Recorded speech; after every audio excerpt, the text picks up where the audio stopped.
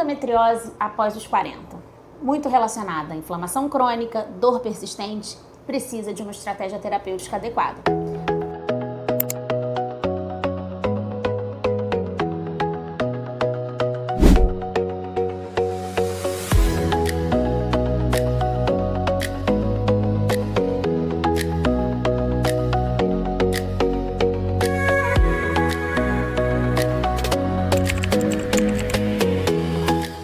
Existe um mito muito perigoso na saúde feminina. O mito de que a endometriose vai melhorar sozinha após os 40 ou após a menopausa. Mas isso não é necessariamente verdade, especialmente nas mulheres que desejam fazer a terapia hormonal. Endometriose é uma doença inflamatória crônica, estrogênio dependente, caracterizada pela presença de tecido semelhante ao endométrio, que é aquele tecido menstrual, fora da cavidade uterina. E esse tecido responde a estímulo hormonal. Ele sangra, ele inflama, ele forma aderências, ele gera fibrose. E a inflamação crônica sustentada, ela não desaparece apenas porque a idade avançou. Durante a transição menopausal, esse estrogênio ele começa a oscilar. Mas isso não significa a ausência de estímulo estrogênico. Muito pelo contrário. Mesmo com a queda ovariana progressiva, existe uma produção periférica de estrogênio no tecido adiposo, por meio de um processo chamado aromatização. Porque quanto maior a quantidade de gordura visceral, maior pode ser essa conversão, porque a gordura tem uma enzima que faz com que haja produção hormonal. Isso significa que as mulheres acima dos 40 anos com aumento de gordura abdominal podem manter estímulo estrogênico suficiente para sustentar e piorar a atividade da doença. Além disso, endometriose não é apenas hormonal. Ela envolve uma disfunção imunológica, alterações de citocinas inflamatórias, aumento de mediadores pró-inflamatórios, ou seja, que promovem e favorecem a inflamação, neuroinflamação local, sensibilização central à dor. Por isso, algumas mulheres continuam apresentando dor pélvica crônica, dor profunda na relação, alterações intestinais, cíclicas ou persistentes, distensão abdominal e fadiga. E aqui entra um ponto fundamental em toda essa história da mulher com endometriose. Após os 40 anos, muitas mulheres passam anos ouvindo que a dor é normal ou que vai melhorar quando a menopausa chegar. Mas a dor pélvica crônica, ela nunca, jamais deve ser normalizada. Dor persistente altera eixo hipotálamo-hipófise adrenal, ou seja, aumenta um hormônio chamado cortisol, e isso impacta diretamente o sono dessa mulher. Isso impacta saúde mental, isso impacta produtividade, isso impacta relacionamento. Agora vamos falar de uma forma mais estratégica. O tratamento da endometriose a partir dos 40 anos, ele precisa considerar alguns pilares fundamentais. A gente precisa sim de controle hormonal, a gente precisa também de controle inflamatório, a gente precisa de controle antioxidante e avaliação estrutural. Do ponto de vista hormonal, podemos utilizar progestagênios para suprimir o estímulo estrogênico sobre os implantes de endometriose. O DIU hormonal de levonorgestrel, o Mirena, ele pode reduzir dor e sangramento em alguns casos selecionados.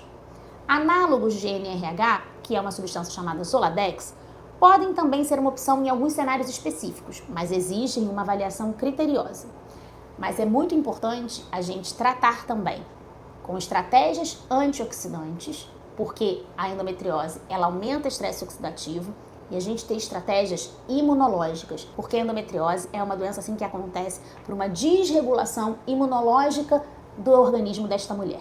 A cirurgia ela nunca é a primeira linha de tratamento para as pacientes, e ela deve ser indicada quando há falha no tratamento clínico ou complicações estruturais com um comprometimento importante da qualidade de vida dessa mulher, além de uma infertilidade sem outra causa aparente. E é aqui que está um ponto crítico. Cirurgia mal indicada ou repetida pode gerar mais aderências e isso leva a mais dor. A decisão ela precisa ser estratégica. Além do controle hormonal, nós precisamos abordar, sim, inflamação e antioxidação sistêmica. Treino de força diminui as citocinas inflamatórias. Controle da resistência insulínica reduz todo o ambiente pró-inflamatório desse organismo. Sono adequado reduz a ativação do eixo de estresse. A alimentação anti-inflamatória pode contribuir como um adjuvante importante em todo esse tratamento da mulher com endometriose. Porque endometriose, ela não é apenas uma doença ginecológica, ela é uma condição sistêmica inflamatória. E após os 40 anos, o cenário metabólico muda completamente. Se essa mulher entra na perimenopausa com resistência insulínica, com gordura visceral aumentada, com inflamação ativa, a dor da endometriose ela tende a perpetuar e a piorar. Portanto, o tratamento não pode ser simplista. Não é apenas bloquear o hormônio, é reorganizar o ambiente metabólico do organismo dessa mulher. E há um outro ponto extremamente delicado. Quando a mulher com endometriose entra na menopausa e necessita de terapia hormonal por causa dos sintomas intensos dessa fase, a decisão ela deve ser extremamente individualizada. Em alguns casos, é possível sim usar a terapia combinada com cautela. Em outros, é necessário reavaliar o risco de reativação dessa doença. Cada caso é único. O que não pode acontecer, sob nenhuma hipótese, é negligência. Se você tem mais de 40 anos, tem diagnóstico de endometriose e ainda sente dor, isso merece uma investigação criteriosa. Dor crônica não é característica de personalidade.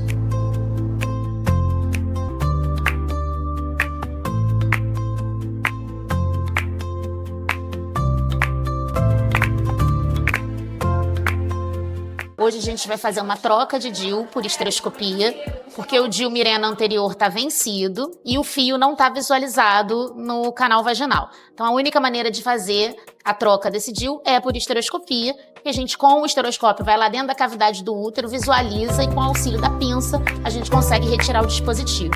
Então esse vai ser o caso de hoje.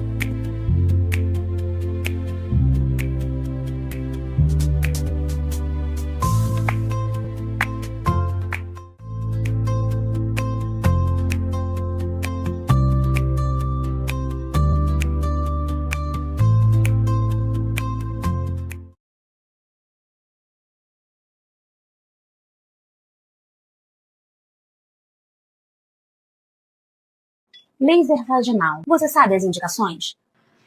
O laser íntimo, ele tem várias aplicações na ginecologia. A principal delas é para o ressecamento daquela mucosa vaginal, principalmente na mulher pós-menopausa. Mas o ressecamento pode ser causado por qualquer outra situação em que há uma diminuição do estrogênio dessa mulher, como o uso prolongado de anticoncepcional e pós-parto, por exemplo. Além da aplicação do ressecamento dessa mucosa para melhorar a lubrificação, para melhorar a vascularização dessa mucosa, ele tem aplicações também para melhorar a incontinência urinária, melhorando a região anterior da vagina, aquela mucosa que pega ali a bexiga e a uretra. Tem também indicação para flacidez vulvar, para aquela mulher que se sente um pouco mais flácida durante a relação.